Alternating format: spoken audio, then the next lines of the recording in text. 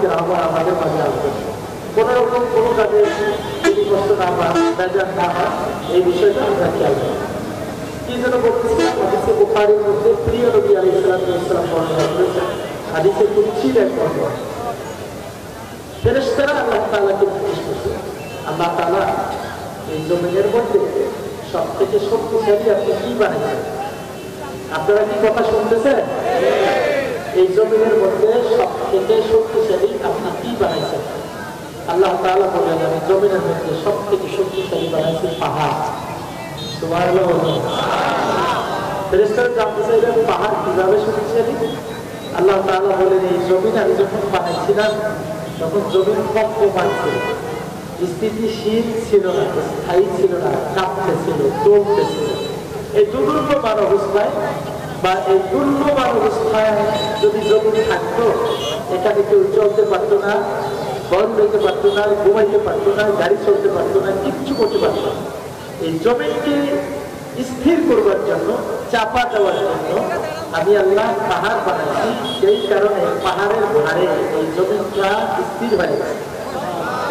সুবহানাল্লাহ। আসতে গেছে কথা কন ঠিক কিনা?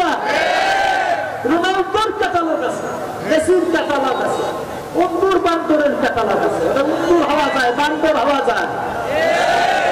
নেজার না তো কোরআনের কথা বললাম, নেজার হলো কিছু আসে যায় না। আপনি আমাকে গালি দেন, তাতেও কিছু আসে যায় না। আমি আল্লাহ যদি আমাকে মাফ করে দেয়, আমি সেরা।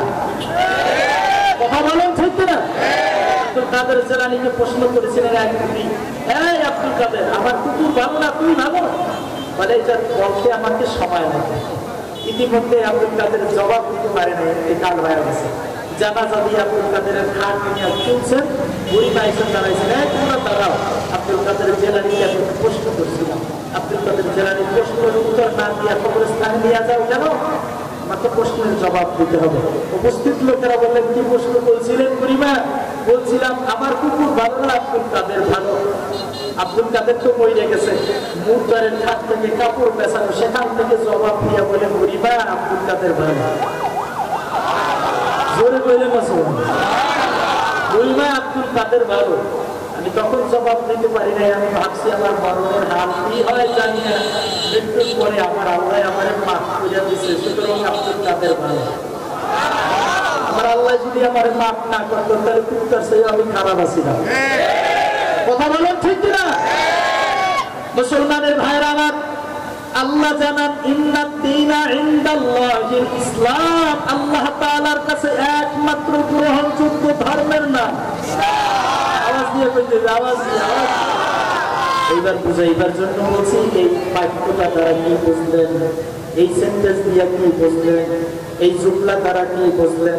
এই আয়াত দ্বারা কি বুঝলেন? আল্লাহ তাআলার কাছে যদি একমাত্র ধর্মের নাম যদি ইসলাম হয়, তাহলে এই পৃথিবীতে খ্রিস্টান ধর্ম আছে।